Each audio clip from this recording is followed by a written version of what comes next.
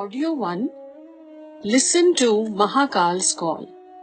The expectation of this era's Rishi. Read my thoughts and spread their dynamic sparks among the people. Understand the principles of the realities of life. Come out of imaginary life. Spread my thinking among the near ones. My thoughts are very sharp. My claim that I will turn the world around is not made on the basis of magic powers, but on the basis of my powerful thoughts. The whole world is my field of work. For the development of individuals, society, country, and the spread of religion and culture, and for world peace, you should make every person read these thoughts. If you do this, then it is my claim that the era will be definitely transformed. Pandit Sri Ram Sharma Acharya Ji. Today's problems are the result of man's wicked thinking. The basis of downfall is perversity in thinking.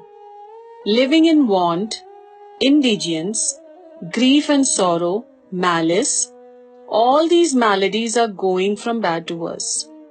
Their root cause is the fallen level of thinking. Today, we find individuals immersed in too much anxiety and pain, and the society ravaged by innumerable problems. The only reason behind the atmosphere of unrest, doubt, suspicion and discontent that we see everywhere is increase of wickedness in man's thinking and such thinking turning to wicked activities. If this tide can be blocked, if persons can be trained to explain the morality of idealism, then situations can be completely turned around. People's capacity, currently engaged in divisive, immoral activities, if turned around and engaged in resurgence of goodness and nurturing goodwill, then in no time the situation can change radically for the better.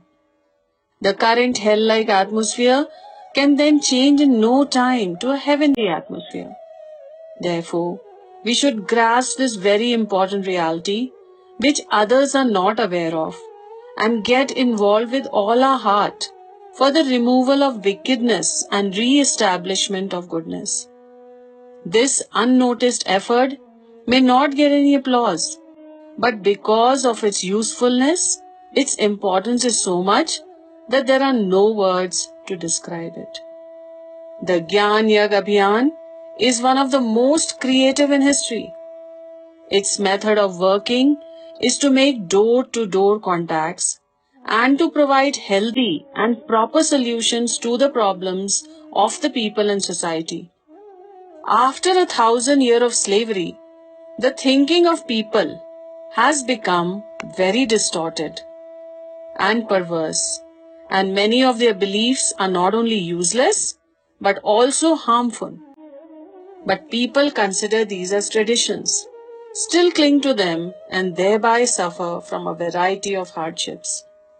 The purpose of Gyan Yag is to awaken the discretion of the individual, to enable him to understand the difference between what is proper and improper, and to arouse the courage to discard the improper and accept what is proper. Transformation of the era by thought revolution. The foremost requirement of this era is reformation in thinking. If man's thinking is not changed in time, then this world will be destroyed. As long as the present condition of man's way of thinking is not altered and straightened up, all the efforts for establishing peace and happiness will prove unsuccessful. The only reason for all the perversities, obstacles, grief, sorrow, dualities, conflicts, wants, crimes, and diseases is that our thinking has been vitiated. The reason for all the wars is vitiated wicked thinking. Even if all the facilities are available and still our way of thinking is not proper, then the individual will receive only unhappiness and cause unhappiness to those in his contact.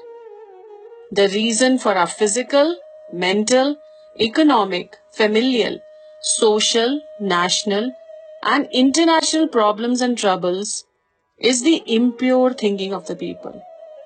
If the reasons for the mistakes are not tackled, then the efforts for reformation is like watering a dried up tree. Therefore, if a real solution is to be found for the current problems, then we have to conclude that it is essential to change the prevalent pattern of thinking in the world. Moral and cultural revival is possible only on this basis. Except for this, there is no solution for world peace. The foremost requirement of this era is an all-round revolutionary thinking, a complete change in our thinking. Whether achieved today or after 1,000 years, there is no other way except this. All of us must make efforts in this direction according to our capacities. Spiritual development. Creating a new order should start with one's own self. Preach others, but practice not, may be all right in other matters. But when it is a question of cleansing people's mind, the cleansing must start with one's own self. The sooner we learn the truth in depth, that excellence is not achieved by preachment, but by conduct, the better speech and writings can be effective to an extent for teaching others. The real influence comes from the preacher's conduct. People do not have the courage to tread a thorny path unless they have an ideal before them. Physical information can be obtained through speech and writings, but not so with subtle and spiritual information. One must seriously think every day for a long time on the following 4 basic philosophical principles of spiritual development. The first truth of looking at one's own self, that is the soul, is to think of oneself as a very pure part of the Supreme and to think of the mind and body as completely separate from the soul and to think of them as merely the vehicles and instruments of the soul. The second spiritual truth is to think of human life as a pure gift of God for the purpose of public good. The third big truth is to achieve life's objective of achieving completeness from incompleteness. The chasm between God and the soul can be filled only by removing one's faults and deficiencies. Only by adopting the policy of excellence in thinking and ideal behavior does the person get the opportunity of spiritual elevation to the level of God. The fourth big truth is to think of this vast universe as a concrete manifestation of God and to make sincere efforts in spiritual endeavor for spiritual enlightenment. Only these 4 truths are the central points of the science of spiritual endeavor. If we want to usher in a new era, we will first have to concentrate on spiritual development. Formation of a family. The second step of this campaign is formation of the family. By and large, every man creates a family. Those who do not marry, they live with their parents, brothers and sisters. This is also their family. A unit consisting of wife and children is not the only family. Those who have renounced the world and become saints, they also form their groups, sects, ashram, etc. A tradition of Guru Shishya Parampara starts and a family of followers is created. If an industry is created and run with high ideals, the workers and associates become a family also. The relationship between students and teachers is in reality a family relationship. If one develops a little more generous outlook, then this periphery crossing the bounds of country, religion, etc. encompasses the whole world. At that time, the idea of Vasudeva Kutumbakam does not remain merely an imagination, but becomes a practical reality. It is a different question as to who earns how much, who is called great, and whose personality is great. It is very easy to become great, but very difficult to become an excellent gentleman. Not status, but greatness is required to live peacefully and keep one's associate happy and satisfied. Maintaining greatness is the biggest achievement of human life. The worthiness of any family is in proportion to its progress in the above direction. If undesirableness and perversities exist in the family atmosphere, the only reason for them is the absence of an atmosphere which creates goodwill and promotes good action. Only on creation of such favorable atmosphere will the puzzles get solved. This only is the spiritual reason for clashes within the family. Seen at a physical level, other reasons can also exist for malice and quarrels, and they can be tackled also. But even then, when the intelligence itself has been corrupted, some reason or the other for malice and clashes will crop up and create the stench of rot. Living in such a family, the individual can neither remain happy and prosperous, nor can he develop the proper qualities and nature for practicing good deeds for significant progress in life. Unfortunate are those who think of money as everything and die for it.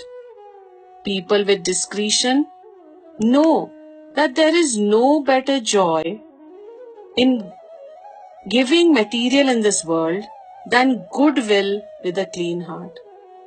Therefore, they pay attention to its nurture and maintenance even though they may have to remain financially poor. To create a clean atmosphere and make family members cultured is only one facet of creating a good family. The second facet of creating a good family is even more important, and that is controlling or disciplining personal habits, beliefs, and activities. This action is possible only in the laboratory that is called a family. The excellence of one's qualities, deeds, and nature can be cultivated only by contact with others. Only mental satisfaction is achieved through lonely reflection, study, and lectures. But good actions become ripe only through practice. For this purpose, there can be no better medium than the family. Since we have to live with some people, to change their nature in reality means changing one's own nature. The requirement of increase in goodness and goodwill in the family must be fulfilled. The mental horizons of the family members must be widened so that it do not become the proverbial dogs in the well, that is, narrow-minded. A man many a time suffers damage and stumbles in life because of indifference or ignorance about life and society problems. Therefore, there should be an atmosphere of belief in God and respect for God. Each member must have the habit of remembering God and bowing down to Him. It may take a minute or two, but those 2 minutes should be utilized. We must understand that the family is a complete society, a complete nation. Even though its size is small, but all the problems which are faced by a society and a nation also exist for the family. For a comprehensive development of our personality and for purifying our qualities, natures, and deeds, the effort for creating an ideal family should be considered an important experiment in our life. It is a kind of service to the country, society, and the whole world in a mini form. The salvation of self and family members lies in this only. Needless to say that to achieve success in this experiment, first we have to reform ourselves. This desired second step of forming a decent, integrated family will prove a very important link towards the formation of a new era.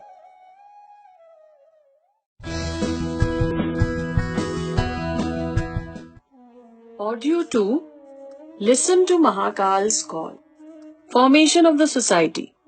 For an individual to be happy, a developed society is essential. This developed society does not automatically get formed. It has to develop a group of good leaders. When the number of better men reduces and the creative efforts of maintaining excellence in the society become lax, then the level of the society comes down. And when this happens, then people in that phase of time also become fallen and weak and helpless. A good society creates good individuals who in turn create a good society. Both are mutually dependent. If the society is full of immoral, undesirable, and criminal elements, then their activities will not allow the goodness, the excellence of any saint and gentleman to be unaffected. A perverted society creates unlimited perversities and innumerable types of conflicts. And no ethical person can remain untouched by the effect of these perversities and conflicts. He will become a victim of direct and indirect attacks. In a society full of bad social customs and traditions, a reformer with ordinary morale will hardly utter a word before he is swept away by the masses. The cornerstone of social reformation is Vichar Kranti, or revolution in thinking, without which social reformation cannot be achieved. Without Gyan Yag, we cannot usher in an era with the possibilities of peace, happiness, and progress everywhere. Man has become highly selfish and individualistic. What should be our contribution to people's welfare and social uplift? In a way, this matter has been forgotten. Spiritualism is trapped in trying to achieve miracles, going to heaven, liberation, and fulfillment of desires. Nobody now remembers that spiritualism is in fact for people's welfare. For social reformation, we will have to become crusading soldiers on the fronts of organization, propaganda, creativity for resurgence of goodness and struggle. For this, man must make maximum contribution of his time and means. Only such courageous men can undertake the great and extensive project of social reformation. Self-study, Swadhyay, a necessity in daily life. For individual excellence, the biggest requirement is of that thinking which, beside being fully soaked with idealism, is also interwoven with our liking and faith. This purpose can be fulfilled in two ways. One is long-term close contact of great men, of great integrity and character. And the second one is daily study and reflection on their thoughts. The first way is very difficult in present condition. As it is philosophical, great men are fast disappearing. Crooked, fraudulent, deluded, and fallen men have taken hold of religion. A person in their contact, instead of receiving guidance, goes astray. Those who are proper are so very busy in trying to reform the current situation in the society that it is not possible for them to allow their time and contact for satsang. Therefore, Those lucky ones who can get the contact of honest great men, they have to be content with whatever little time is available. In today's condition, the possibilities of long-term contact with good, honest, great men are few and far between. The atmosphere which can give us the proper light for leading a profound and excellent life can be kept around us through Swadhyay, regular daily study of scriptures. Much more than our efforts for food and clothing, we will have to be more eagerly involved in Swadhyay for satisfying the mental and spiritual requirement. The moral principles gleaned from daily study of scriptures should be applied in our daily deeds, because from our conclusion regarding the conditions all around us, we are tempted to adopt base beliefs in our activities.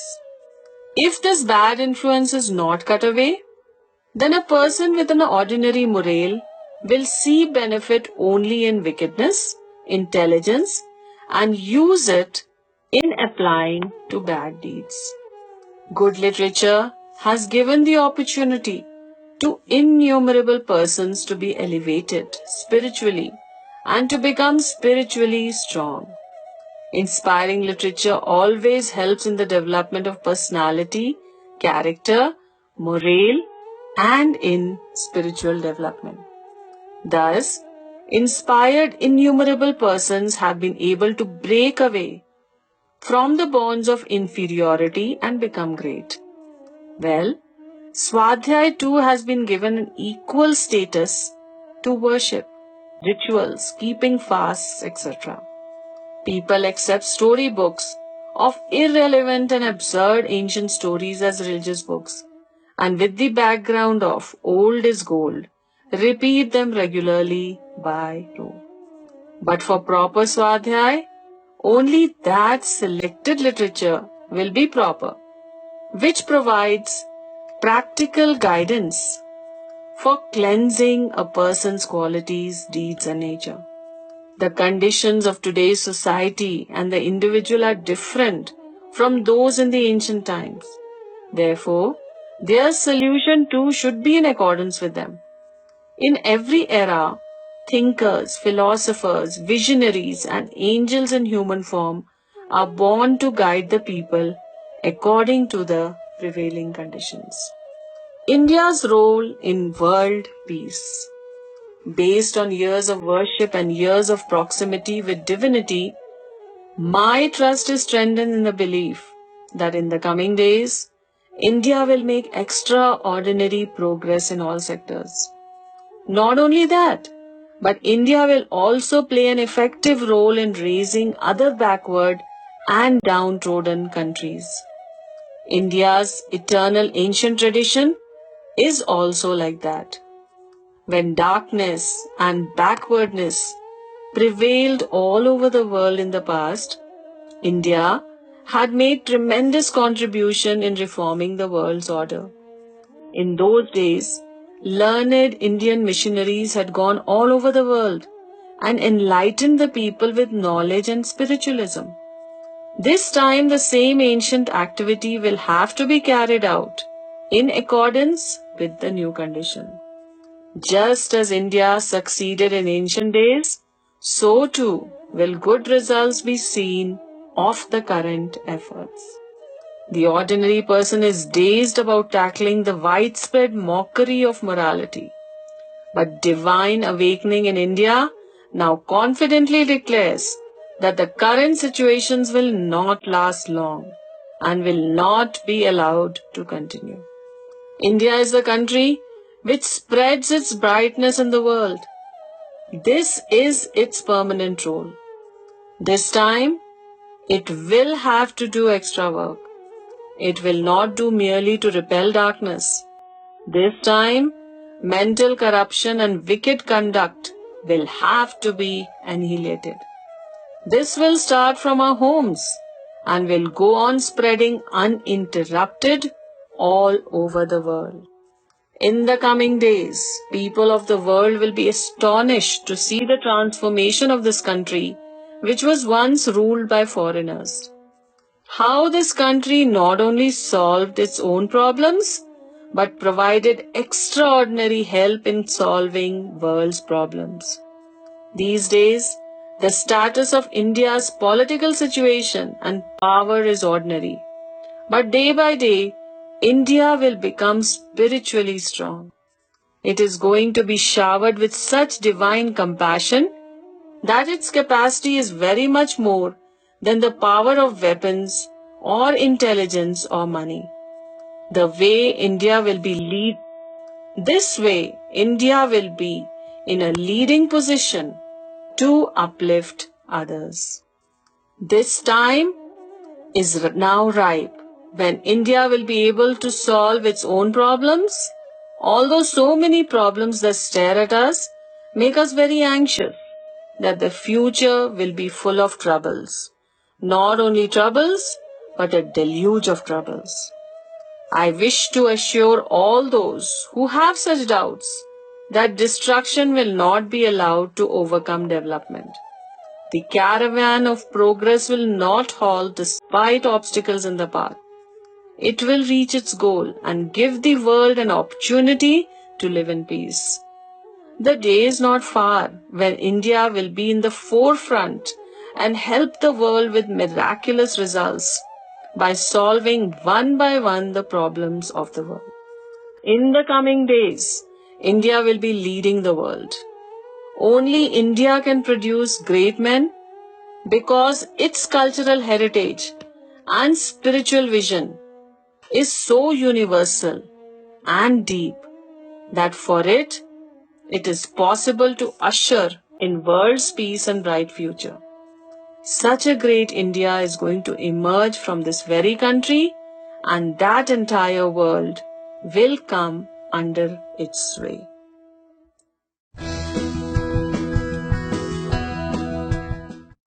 Audio 3.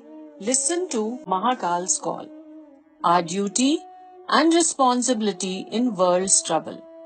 The important basis for world peace is the sentiment of Vasudeva Kutumbakam. World is a family. World peace has to be ushered in by peaceful means. Permanent peace can never be achieved with the power of arms. Individual or nations hope against hope for victory on the basis of oppression and arms. Man is a part of society, society is a part of nation, and nation is linked with the world.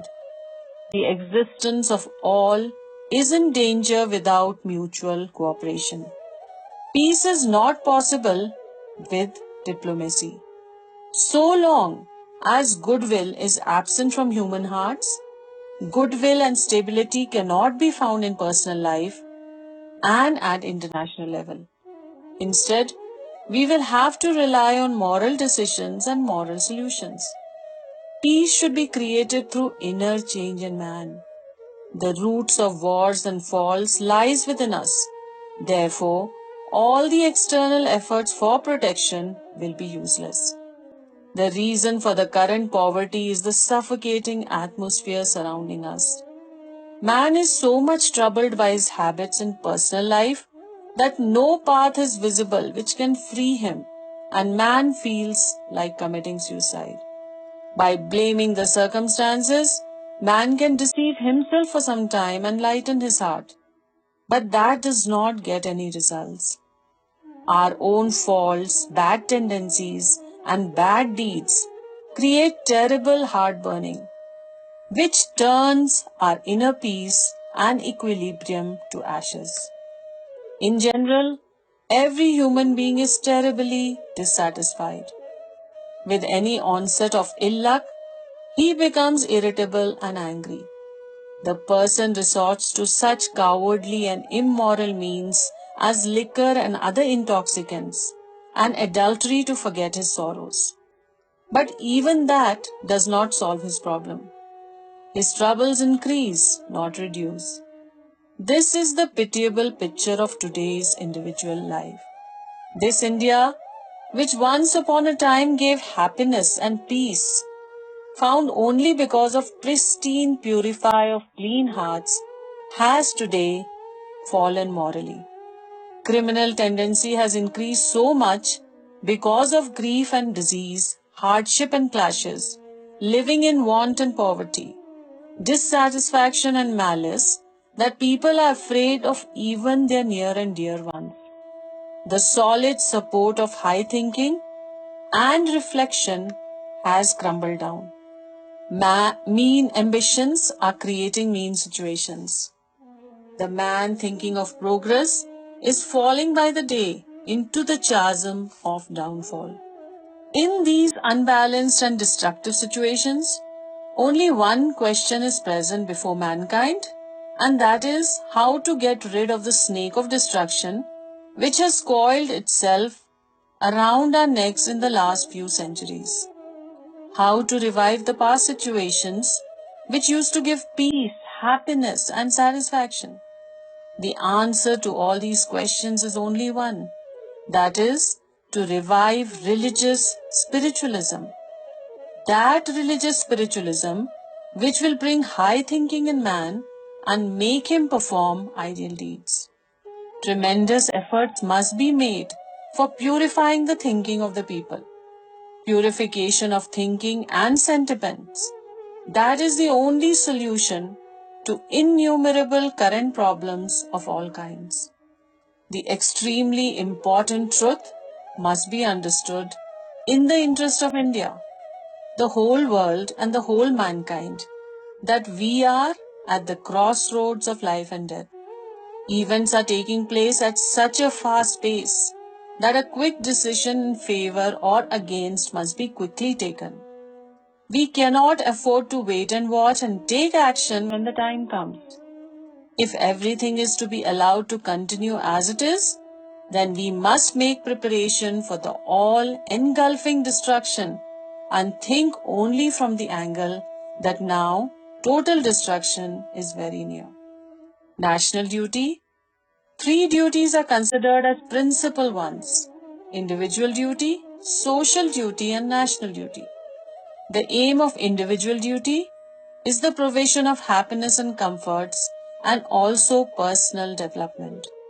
Under social duty is considered the progress of the individual and the society, whereas under national duty, individual, social, and national progress of all the three is included.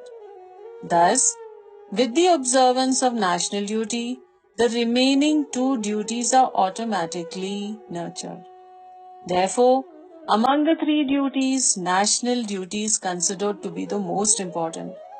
Serving the nation with mind, body, money, labor, means, profession, thoughts, art, science, and religious spiritualism, and to make committed efforts for increasing its peace, happiness, and progress. This is called national duty, and it has been called today's most important duty. The country in which man lives grows and progresses right from birth to death. It is our duty towards it that we think of its development and uplift and adopt such ways and means which serve its interest. Only then shall we have discharged in real sense the obligations under which we are indebted over the lifetime to our country. Whatever be the type of debt, gratefulness requires its dischargement. Therefore, it can be said that the deeds with which our duty for the era can be maintained, the country can progress, the cornerstone for unity, equality, and love can be laid. All these must be considered our national duty. Every person must get involved in these deeds and support and maintain his duty of service to the nation. It is considered the biggest virtue in adversity. We shall have to serve the nation by developing our moral qualities. Only then will the country become strong. Gayatri philosophy, the basis for the transformation of the era. The great power necessary for the total uprooting and expelling of the undesirable belief, and in their place to establish enlightened thinking, good thoughts, good deeds, and humane sentiments has manifested in this era in the form of Gayatri. The task of the incarnations in the past ages was comparatively easy because they had to fight individuals. But in this era, when wickedness has taken dominance over men's mind and beliefs, the bright and profound power was required, which can do the work by going into the depths of human sentiments. To wash away the poison of immorality, dishonesty, lack of character, desires, avarice, and mean arrogance, which has spread in the society, widespread revolution will have to be created of Yagya, Gayatri's prayers and studies. This is the basic aim of manifestation of Yug Shakti Gayatri, and the alert souls must consider it their duty to fulfill the same. Gayatri worship has the outstanding power of replacing untruth with truth, darkness with light, and ignorance with knowledge. Not only does it benefit the individual worshipper, but by collective worship of Gayatri, the entire society, nation, and the era are influenced. No one can deny this solid truth. Ordinarily, Gayatri Mantra is looked upon as a prayer and routine worship, in which the Supreme has been requested to grant Sadbuddhi. But people knowledgeable about the power of the word know that the 24 letters of this great mantra are seeds of 24 great powers, which are capable of creating an upheaval in the entire universe. People have faith in Gayatri because they are familiar with it. Gayatri worship has been giving power and strength to the people of this country from time immemorial. And for this era, it is like Sanjeevani Booty. Therefore, its manifestation must be vigorously welcomed. If once the atmosphere is purified, then the nation and the world will automatically get the dynamism of restrained, healthy, and capable divine sentiments. This responsibility lies on those alert souls whose discretionary intelligence is capable of understanding a situation and who have the determination to fight traditions and orthodoxy. Once a person is released from the prison, then the all-powerful mother goes on showering her blessings. All the elements that go to make a country prosperous, happy and progressive are all present in Gayatri. The only necessity is to carry the message to every person in each and every home and vigorously inspire people to come into contact with this great power. That itself is to be done these days. A part of this special knowledge is present in crippled form. Its aspect of special knowledge is very, very powerful and capable.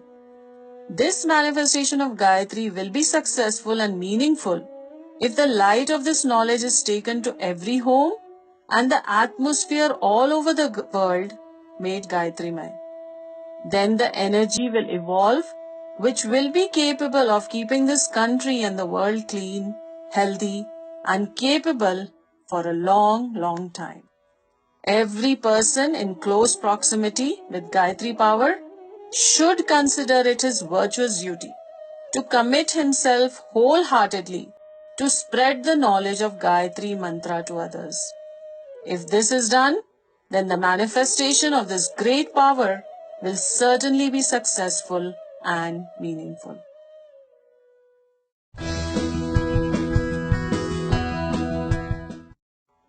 Audio 4. Listen to Mahakal's call. The role of Gayatri Yagya in transformation of this era. The relationship between Gayatri and Yagya is mutual. Scriptures have called Gayatri as the mother of religion and Yagya as the father. Both are considered as complementary to each other and inseparable. Only the coordination of good knowledge and good deeds raises the level of a person in society. Keeping this truth in mind, Gayatri, the goddess of good knowledge, and Yagya, the symbol of good deeds, are considered as two wheels of the chariot of Dev Sanskriti. There are three meanings of the word yagya: generosity of charity, coming together in organization, worship of deities, selecting and supporting excellence. Wherever these three good quality activities are adopted, greatness and gentle manliness will come up and problems will be solved in no time.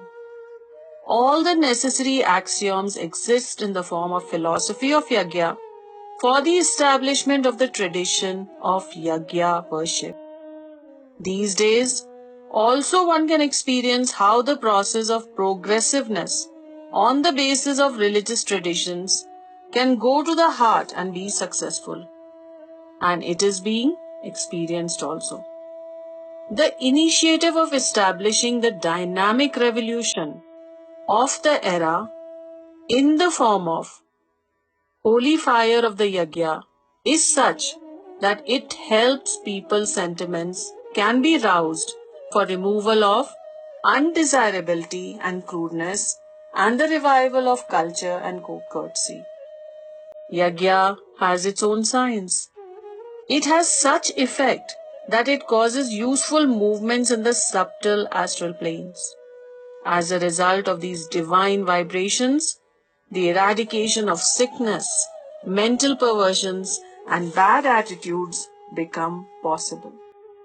Inseparably linked with Gayatri Yagya is the process of Dev Dakshina, which means the pledge taken in presence of the holy fire for discarding bad activities and adopting good activities. In the yagyas arranged by the Yug Nirman Yojana, those sitting around the fire and offering oblations have to offer Dev Dakshina and fill a printed form called Sankalp Patra. This offering is not in the form of money, but in the form of Atma Parishkar, which means discarding at least one personal bad habit and special efforts to enhance a good activity. Bad activity results from personal immorality, prevalent superstitions, and wrong social practices. The removal of undesirability under each of the above and adopting what is proper, that itself is the purpose of Dev Dakshina campaign. It can also be called the basis or support of creation of a new era and the fundamental purpose of the manifestation of Yug Shakti. The one and only purpose of an incarnation's manifestation has been the removal of adharma and establishing dharma. Only this thinking and action is present in the Gayatri from the beginning to end. The Dev Dakshina part of the Yagya is clearly the fulfillment of that aim. 21st century, a century of women. Believe it or not, the future is passing into the hands of women. This has not happened by chance. Women have carried out deep penance since time immemorial for achieving it. By achieving the highest development of their total powers, they have achieved this glory. Guru, mother, sister and wife, in all these forms, the woman has obliged man in countless ways, and these countless blessings can be joyfully compared to divine blessings. Society today wants to repay those obligations. Women's uplift is essential for proper molding of individuals.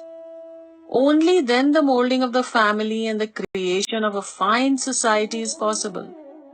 Women is the life breath of the family. If we have to think of our own and world's welfare, women must be considered as man's equal. World's welfare can be thought of only after thinking of women's uplift. Both struggle and resurgence of a new era of goodness are together in this major problem. Therefore, for fulfilling it, extraordinary manpower, means and dynamic courage are required. The secret of man's progress lies in women's progress only. The times are dynamically changing. This is seen in the fast changes occurring with the passing over of the 20th century into the new era. Simultaneously, women has recognized her own inner vitality, her own inner strength. Women herself is trying for her own uplift. She is not willing to spend her life at a level lower than man's. The support of time is with her. It will do not to recognize her nor suppress her. These days, one can see a tremendous vitality of the people getting organized properly. It is the Creator's wish that now women should come forward and her superiority be once again conferred on her. It is His wish that women should give the proof of her valor and show by actual deeds how she has uprooted widespread backwardness and how she has replaced it with progress.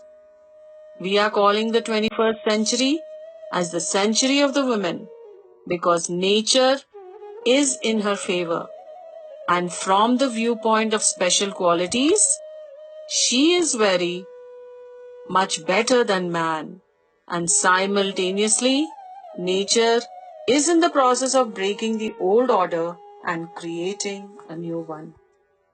Only the women fits into this plan. This movement of women's uplift will make women equal to man.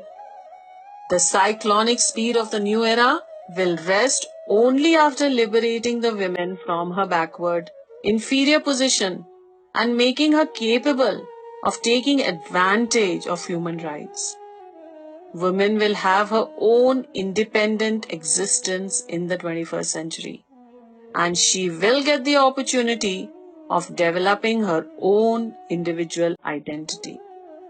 In the coming days, not the color of her skin and beauty, but her individuality will be considered as everything. The same amount of time and money will be utilized for girls' education, health, and developing their skills as employed for boys. Only such transformation will sustain and maintain the long-term role of Yug Parivartan.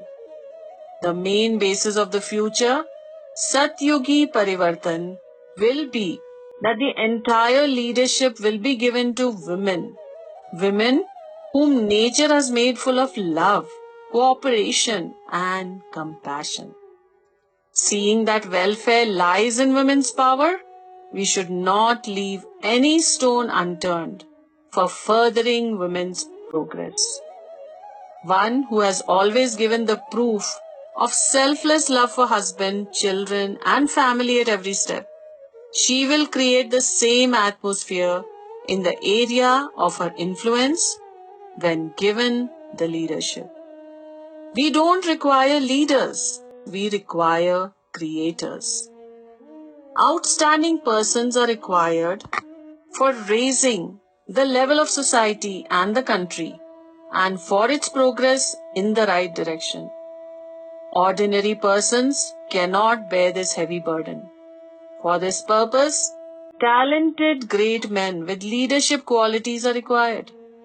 Only they are capable of giving good direction to the society. A person does not become an impressive leader merely by speeches from the dais. He has to perform certain deeds and discharge certain responsibilities. To make the society progress, the leader himself has to be of pure character and raise the level of character of the society. In the absence of the above two, no society can go forward on the path of progress. A society cannot exist without a leader, and vice versa.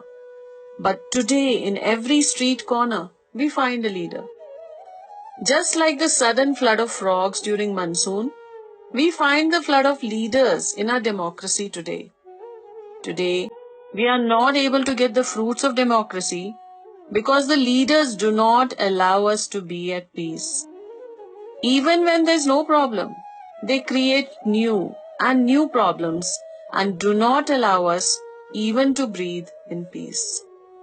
One thing is certain, that is that the society and country's uplift depends upon the leaders. If the leaders become corrupt, then the country heads towards downfall. Therefore, at least from the point of view of our own protection, we should select our leader after proper inquiry, scrutiny, and investigation. The root of many of our troubles can be the wrong leaders chosen by us. Therefore, the leader must be such who has the qualities of purity, friendliness, abnegation, truthfulness, remembering obligations, and similar other qualities. The leader will be only that person who observes morality in conduct and makes others tread the path of morality. The leader is one who knows morality, which means the policy of going on the right path. One who cannot enforce his morality with discipline cannot be a leader. One feels that the generation of selfless leaders which served the country selflessly with their talent has vanished. Today, the so-called leaders are found chattering away like frogs, suddenly coming out in the rain, in streets, hotels, bazaars and clubs, chewing betel leaves and giving spirited speech. They are getting their sustenance from some post or shelter of some political party. The crowd of such leaders is increasing, whereas the number of citizens in the real sense is decreasing. The intention of those persons will naturally be suspect when they say that nothing can be done without the authority of a post or power or money. Gandhi, Vinoba, Lok Nayak, Jai Prakash, Ishwar Chandra, Raja Ram Mohan Roy, and innumerable leaders like them remained miles away from any prestigious post and yet worked for society and culture. Thus, the demand of times is not for revolutionary leaders, but of such public teachers who can involve themselves totally and work without rest for the effort of creating enlightenment in the public mind. Therefore, it is the demand of the times that not leaders, but creators are required. Needless to say, that this great work is not possible by selfish, greedy and power-hungry leaders, but by sentimental creators who can be like the cornerstone or dissolve like the seed to sprout forth and maintain their role for Nav Nirman and who have no personal ambition nor any desire for name and fame. For permanent benefit, inner peace and satisfaction, there cannot be any better endeavor or worship than this for the society and the country. All of us must ask our leaders to be creative persons rather than leaders in the name only, and we must honor and support such creators only.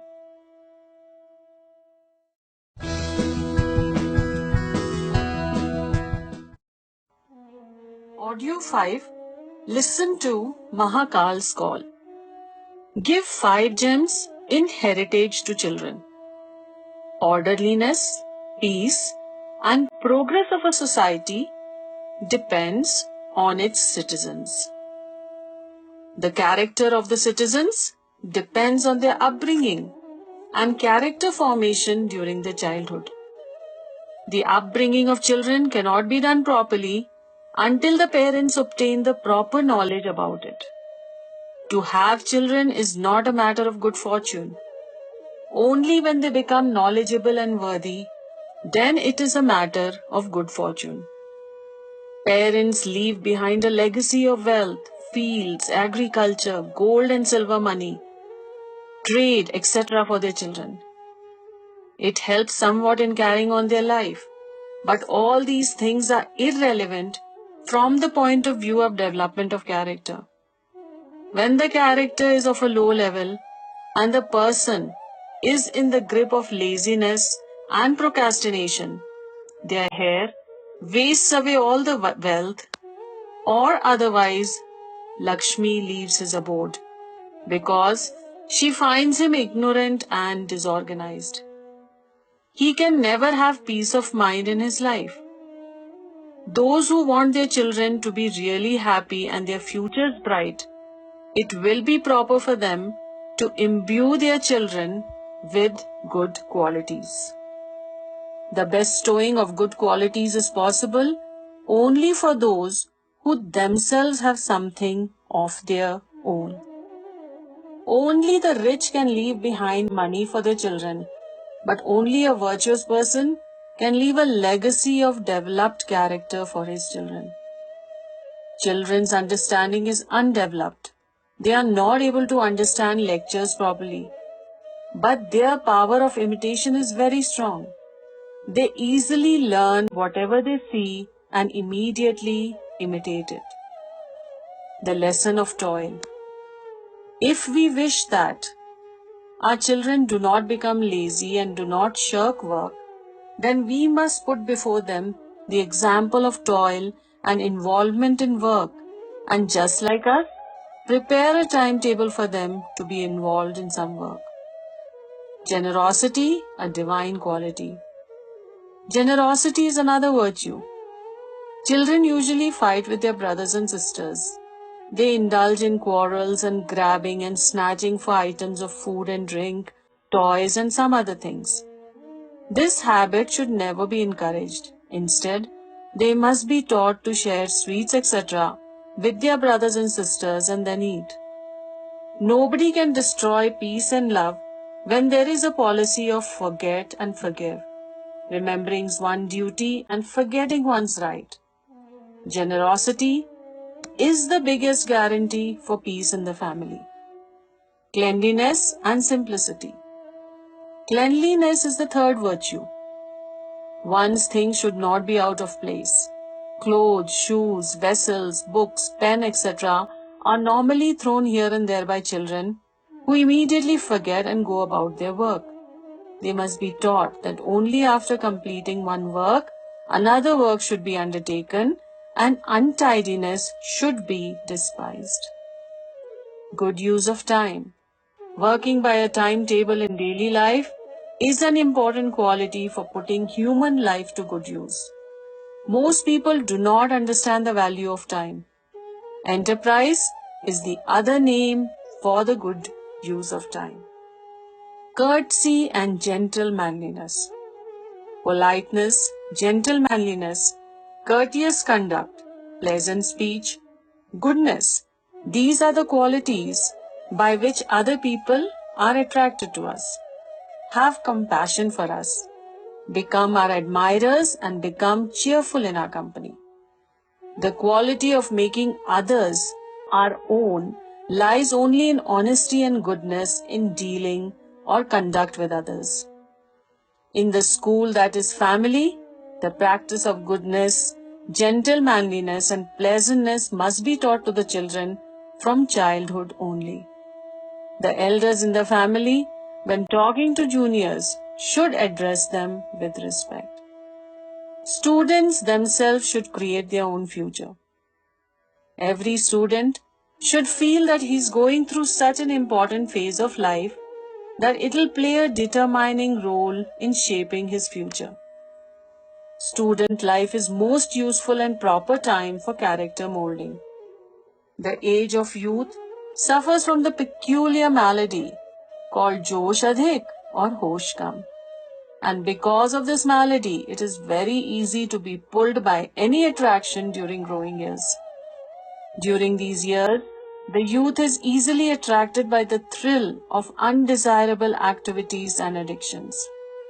A wicked person creates situations of grief and sorrow for self and relatives and can lead only a hellish life. Personal welfare lies in adopting creative, gentlemanly, good activities.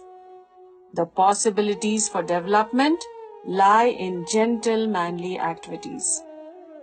If all the students lead a life of celibacy, simplicity, thrift, good use of time, firm resolve, courage, labor, balanced mind, cheerfulness, politeness, virtue, and gentlemanliness, then they will develop innumerable extra qualities which will make for them a bright golden future.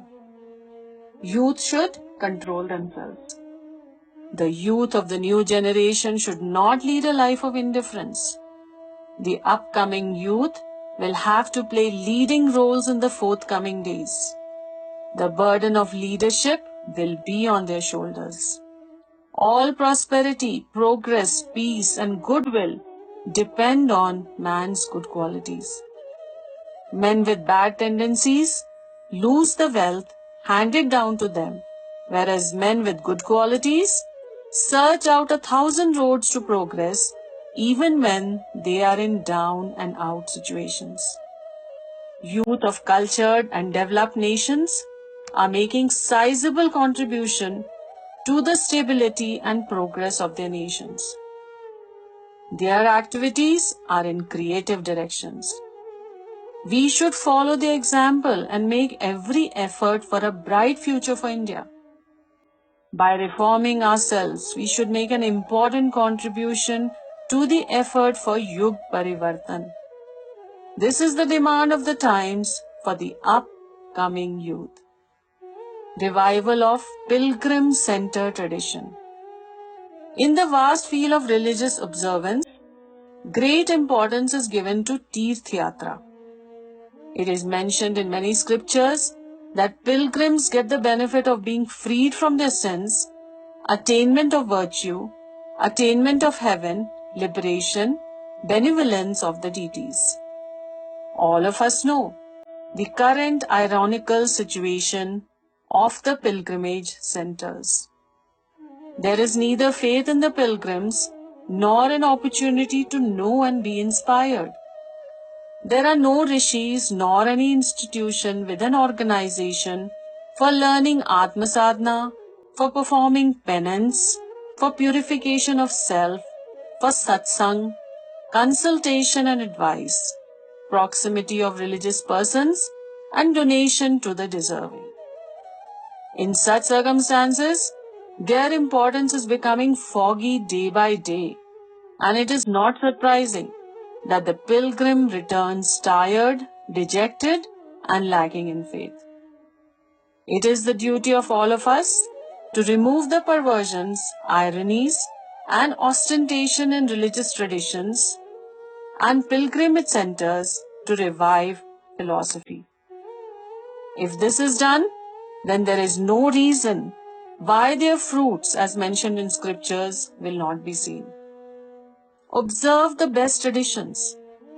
Scriptures have so beautifully divided into phases the course of human life for saving the human being from painful situations that man can get the full joy of human life and yet not get any occasion for making his future dark for indifference to God or being burdened under his obligation.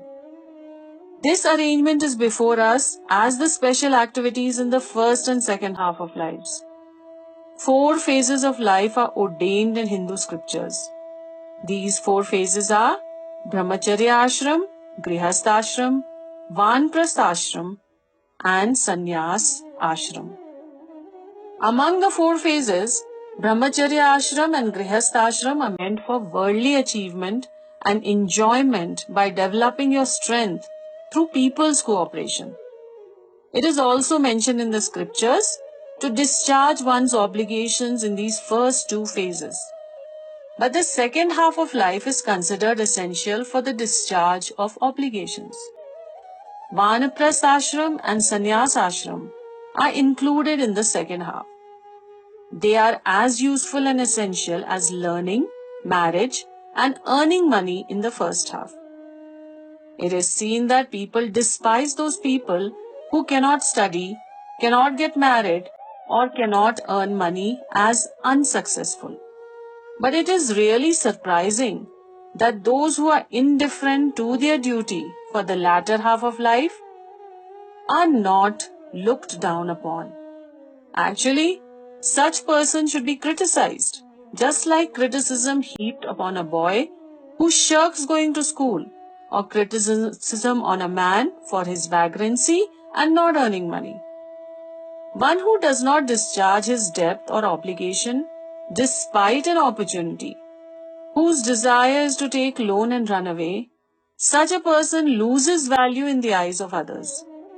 Similarly, a person who on attaining the age of 50 years does not accept the duty of serving others, it is but proper if such people are declared as social culprits and socially boycotted. Committees of castes and clans punish a person by outcasting etc. when he breaks the rule of their caste or clan. It would be much better if the householders who wish to wallow like worms in the mud of desires and passions are also punished likewise. As soon as the eldest child becomes mature enough, family responsibility should be gradually transferred to him.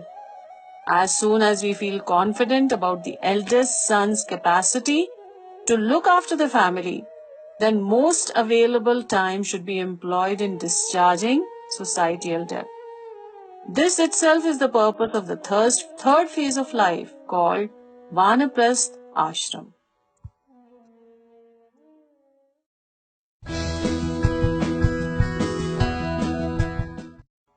Audio 6. Listen to Mahakal's call. Call to outstanding personalities for Yug Parivartan.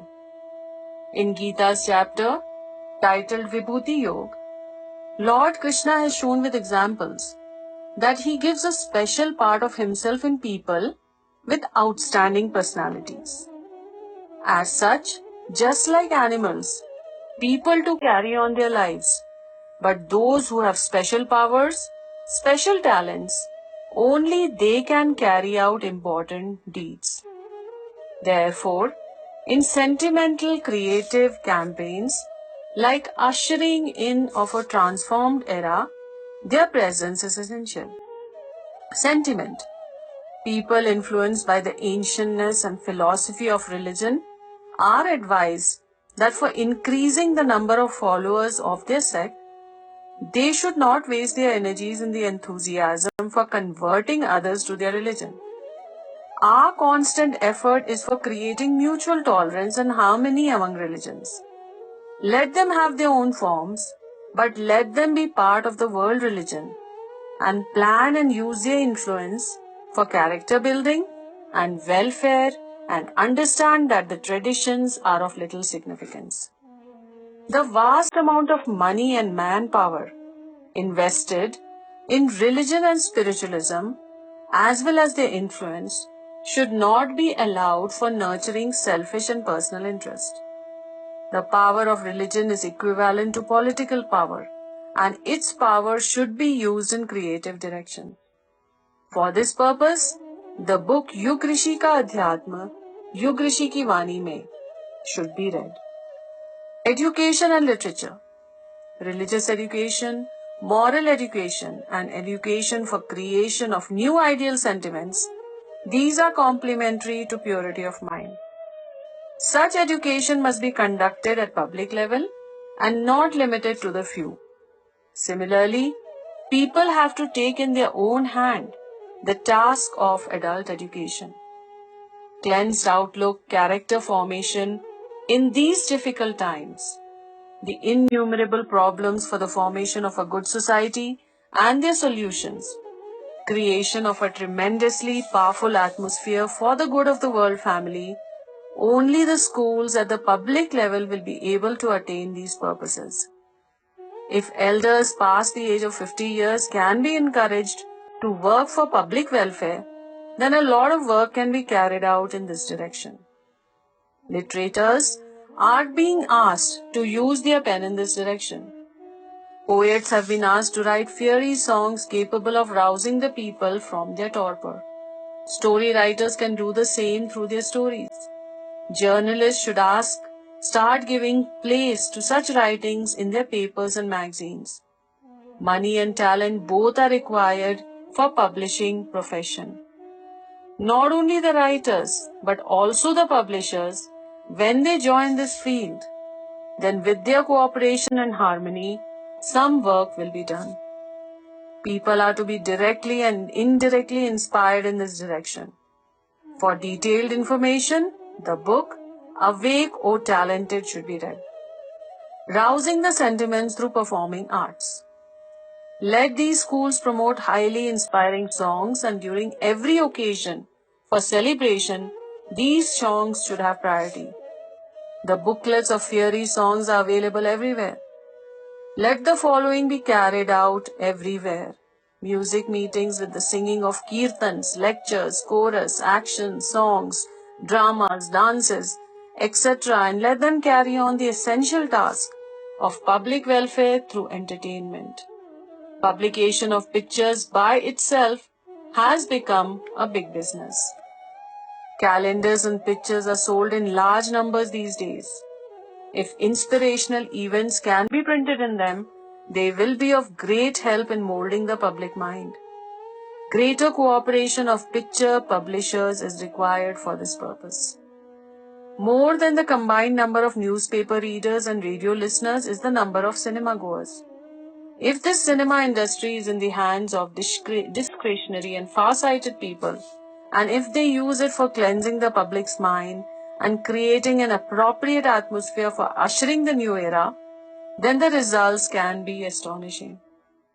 If the outlook of the people already in this industry can be changed, and new people enter this industry with new investment and new zeal, then so much work can be done that it is difficult even to imagine at this stage of life. Science. The achievement of science are astounding. It has created a surprising increase in the facilities for man. But it is also true that their misuse has caused untold harm. In the field of weapons, manufacture, gases, rays, and atomic weapons have caused the tragedy of putting the entire world at stake. If these discoveries and inventions are limited to creative purposes, their fruits can create heaven on earth. The biggest task before science is that it should harmonize with spiritualism and prove that the source of power does not lie in atomic power, but in the power of the soul. Political power. Those who have political power in their hands or will have in the coming days, they should forget narrow nationalism or appeasing the people of their territories and think of peace and happiness in equal measure for the entire world.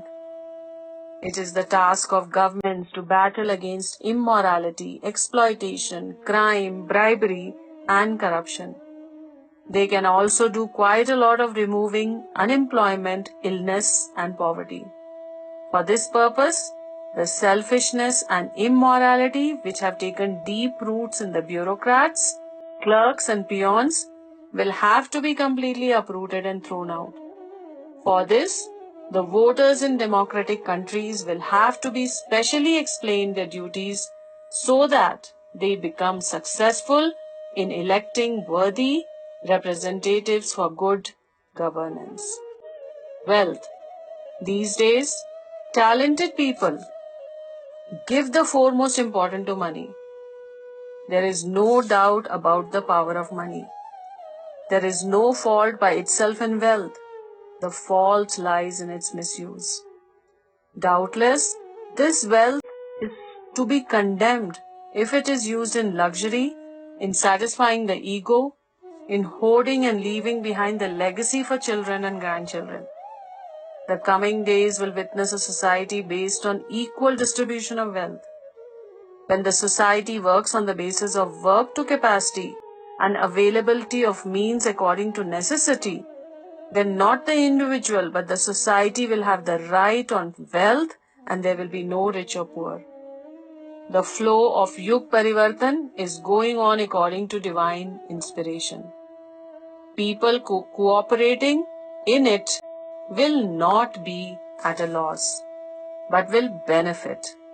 Nobody should be anxious about losing one's money or investment. That will remain protected and more interest will be available from banks. At the same time, an opportunity presents itself for the service to the people by which there will be endless extraordinary satisfaction. Personalities. Personality is a special and extra manifestation. The character of some people are so courageous, energetic, friendly, skillful and impressive with an ability to see minutely that whatever work they undertake, they push it forward with their willpower and practical ability and successfully complete it. Only the talented personalities are seen to be successful saints. Political leaders, social workers, literators, artists, professionals and organizers. Talented personalities too carry out the bad deeds of robbery, stealing and deceit. They too are seen as army commanders and brave soldiers in the forefront. Revolutionaries too come from the same level of people. For carrying out the innumerable task of Yug Nirman, only such talented personalities are required. Wherever such personalities exist, they are invited to utilize their God-given powers in constructive transformation of the era instead of wasting away in destructive activities, so that their talents develop and their personal and entire world's welfare is achieved. In this relation, we too have to carry out one work, and each one of us has to do it. We have to note down the names and address of all those intelligent persons with the above mentioned 7 qualities, and we must see to it that at least they are informed about the activities of our mission. If the members of the mission desire this, it will not be difficult for them to contact talented persons in their areas and show them how an extremely important campaign of this era is working for the future of mankind, and therefore it will only be in the interest to fall in step with this work. My prediction for the future. Now we are talking about the future, in which the uprooting of bad activities, removal of wants and increase in goodwill take predominance. Science can perhaps not achieve this task even with lots of effort. But it can be said confidently that if there is extraordinary increase in good thinking, character formation and excellence in dealing and transactions, then all those problems which are considered as destructive calamities will go on solving easily by themselves. Such a surprising transformation will occur in man's sentiments and action that man's capacity engaged in misuse will be put to good use and produce such beneficial results that they can be termed as return of Satyug. Nobody should have doubt that in future science will stop producing bad activities because sources such as mineral oil and electricity production will dry up. When this happens, how can science survive? People will have to return to natural way of life where there will be no opportunity for perversities. Science will be alive, but its name will not be material science, but spiritual science.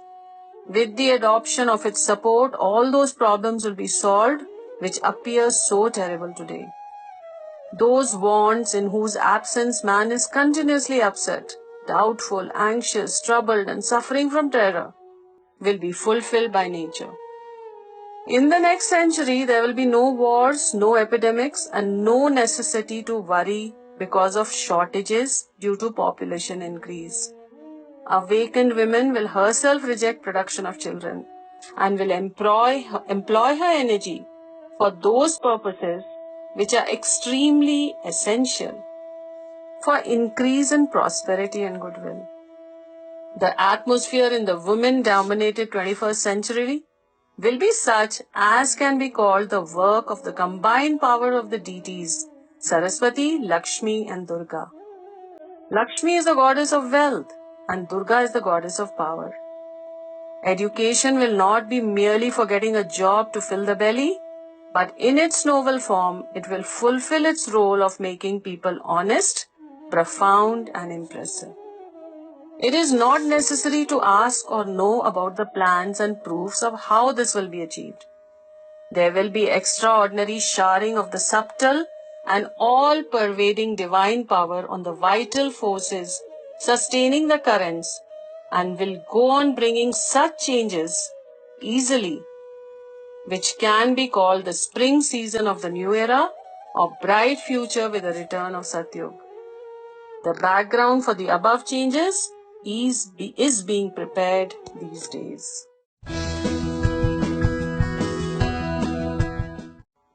Audio 7. Listen to Mahakal's call. Introduction to the angelic couple. It so happens that in the history of mankind, the Supreme manifests in many forms at the same time for reformation of not just millions, but of all the people on the earth. Revered Gurudev can be seen as one such incarnation which manifested from era to era as incarnation as well as Guru, spreading enlightenment on a colossal scale. During a lifespan of 80 years, the incarnation merged with the subtle vital group of rishis who are committed to bringing the transformation of this era in a short while. The Reverend Mataji was a form of Shakti, which sometimes manifested as Mahakali or Mother Janki, sometimes as Mother Sharda and sometimes as Mother Bhagwati to accompany the benevolent rule of Lord Shiva. She too has now merged in the subtle form with her Lord. Today, both of them are not with us in physical form, but they have left behind monuments for human reformation in the form of Shanti Kunj Haridwar, Brahmavarchas Haridwar, Gayatri Tapubhuni Mathura, Akhand Jyoti Sansthan Mathura, and Yug Tirth Avalkheda Agra, and also battalions of volunteers committed to carry on work of human enlightenment and reformation. Gurudev's real evaluation will be done by historians after a few years.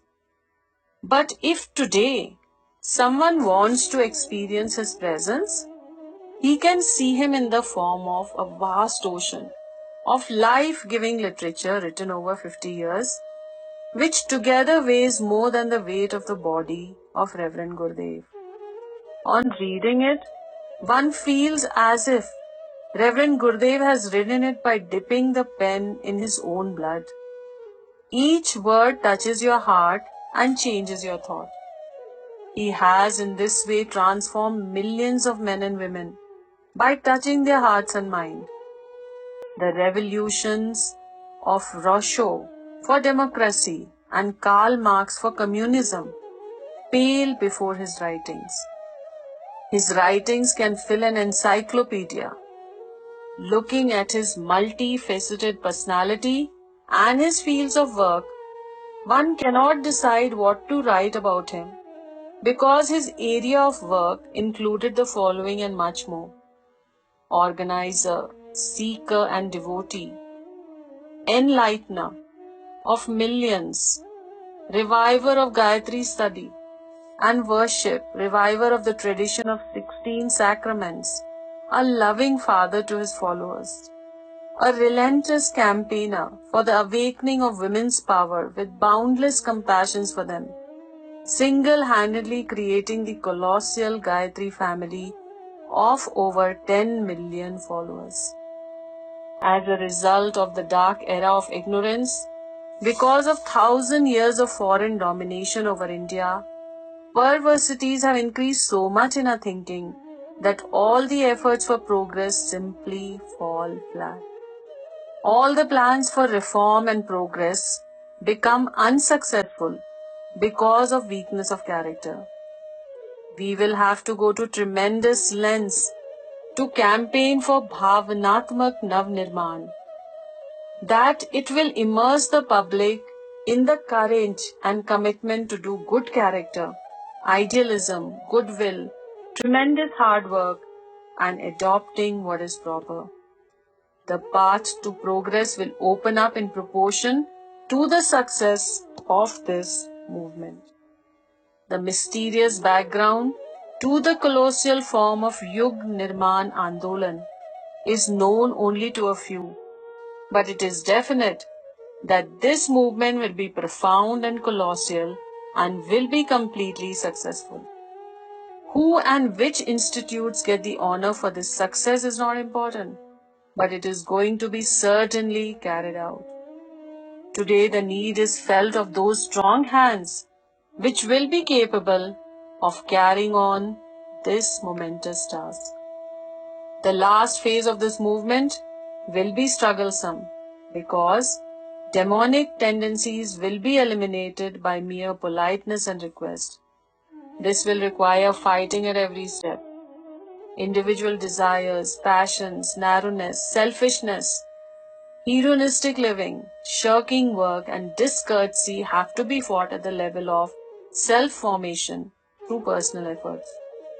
Perversities of individuals, family, society, nation, and the world will be fought by the weapons at the level only.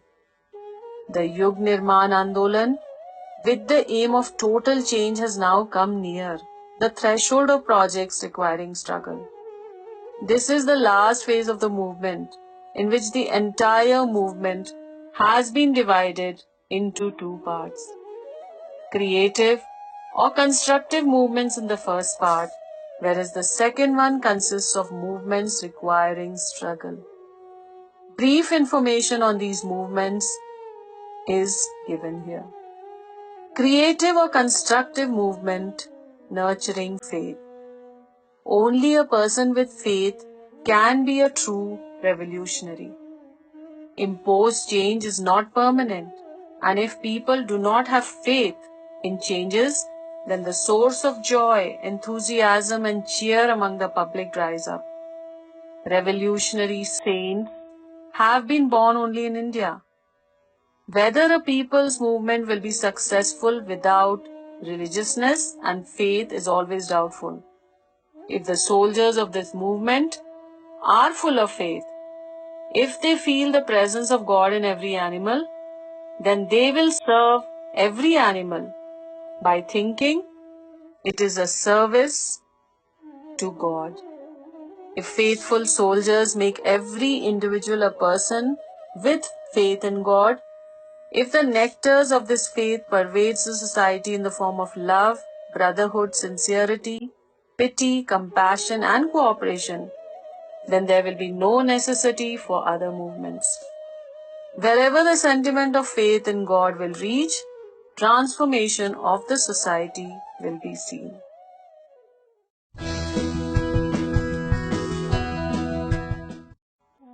Audio 8. Listen to Mahakal's call. Movement for nurture of health.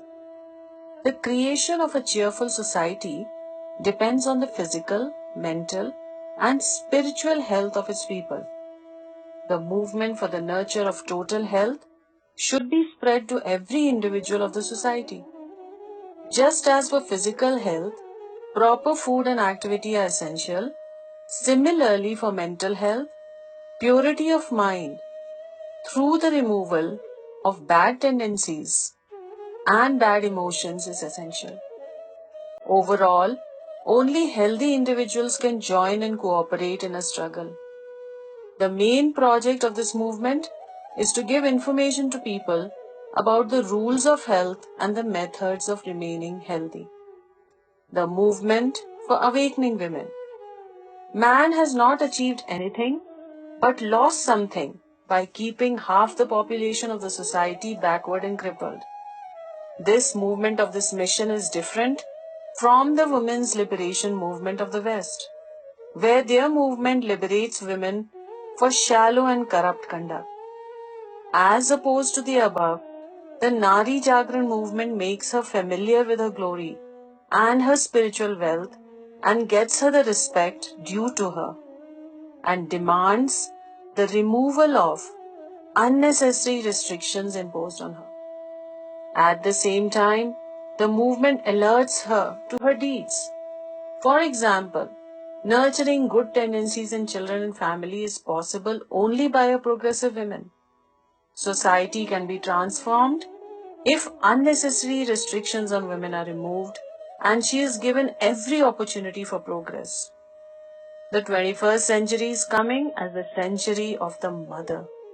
Women will not only achieve her glory, but will also make surprising achievements in this century. Movements involving struggle. Movement for nurturing good activities and removing bad activities. If the culture for good activities spreads in the society, then the roots of bad activities will be removed. This movement will make us struggle with ourselves. We will have to struggle against our own bad activities as well as the bad activities of our near ones. We will have to struggle against superstition, wrong beliefs, and bad activities in the society. Movement for removal of bad social customs. Most people in society do not undertake their activities with discretion and discrimination. Most people follow traditions without testing them with logical thinking. Too many of these bad social customs are harmful for the society. Dynamic and strugglesome persons will be required for uprooting these social evils. Movement for liberation from addictions. The addictions of tobacco, liquor, etc. are making the society slow. These addictions play a very big role in making the man physically and mentally unhealthy. For the removal of destruction of family because of quarrels within the family, and for removal of crime within the society. If the society can be freed from addictions, the resurgence of a new society with goodness will take place. The movement for the removal of mad spending during marriages.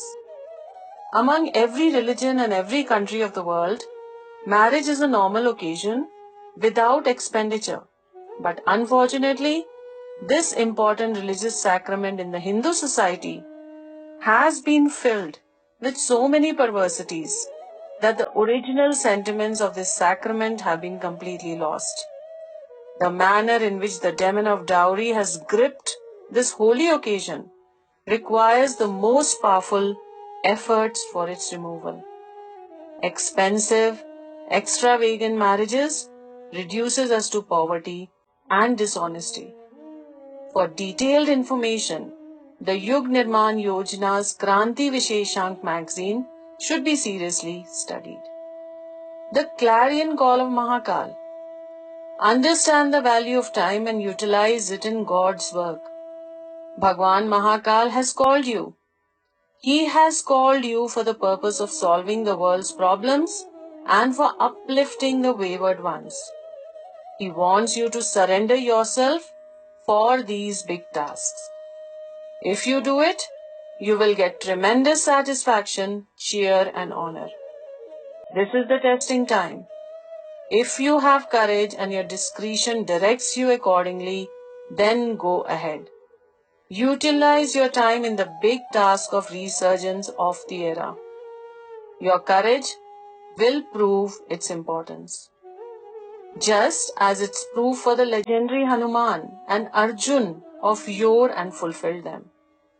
After reading this booklet, if the desire arises in your heart for doing something for the uplift of society, nation, culture, and removing the hardships troubling the society, then you can take part in the resurgence of the era.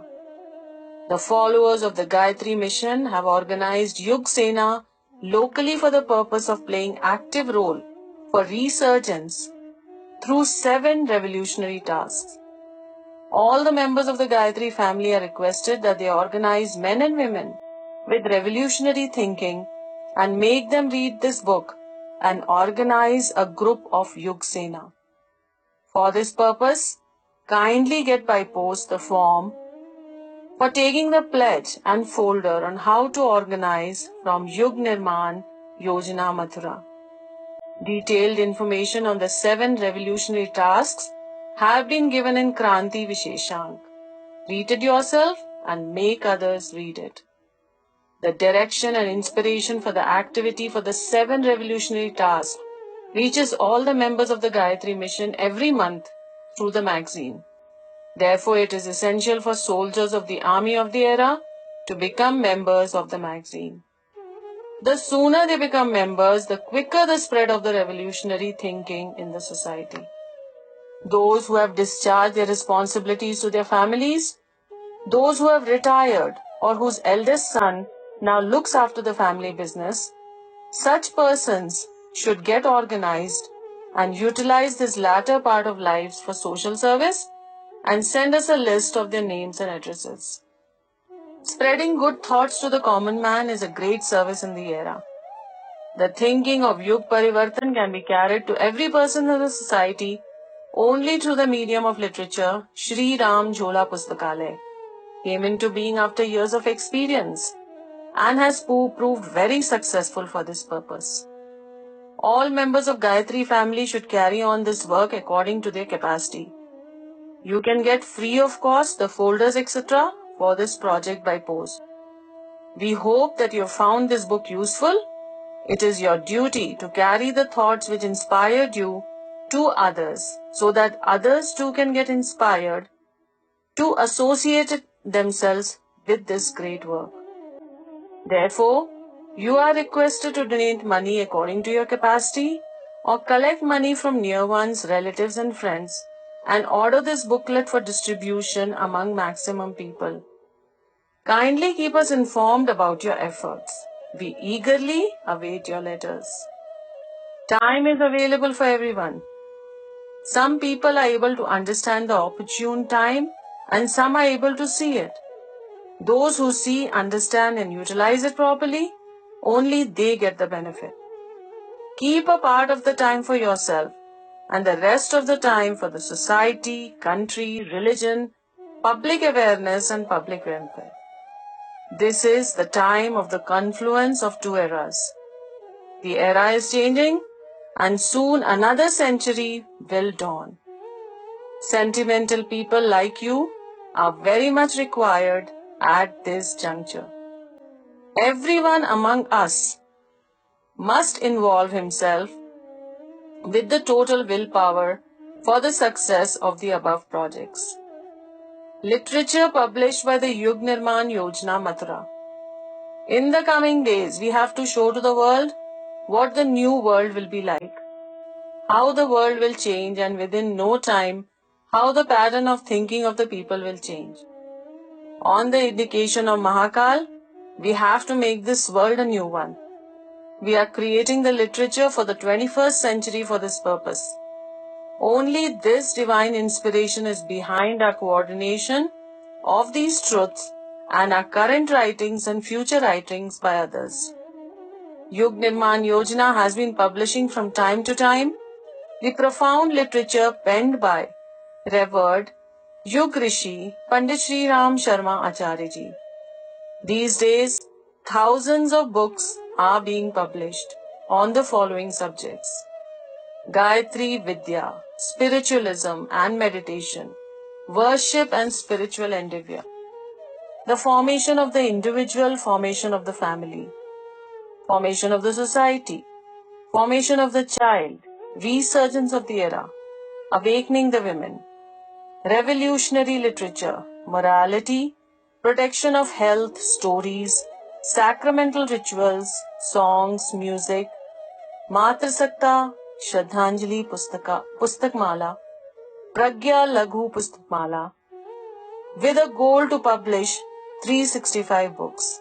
Beside these, 4 Vedas, Purans, Upanishads, all ancient scriptures in translated form are available. Every word written and spoken by revered Gurudev has been published in 108 volumes. Detailed list of books can be ordered free of charge from Yug Nirman Yojana Mathura.